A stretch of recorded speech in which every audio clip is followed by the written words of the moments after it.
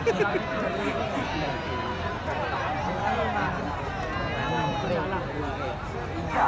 kita lihat nampaknya dua pemain daripada Mata Legend harus mendapat perawatan di disinfektan timnas. Tadi bilang Legend orang itu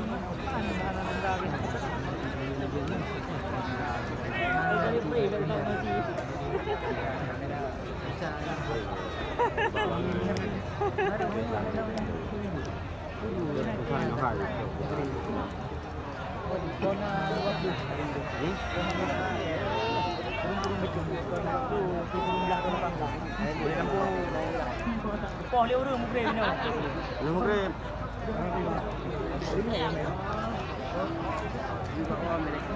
Ya, sekali lagi kami kabarkan kepada anda agar kami berapa-apa. Esok, tempat di laga final yang kedua. Pertandingan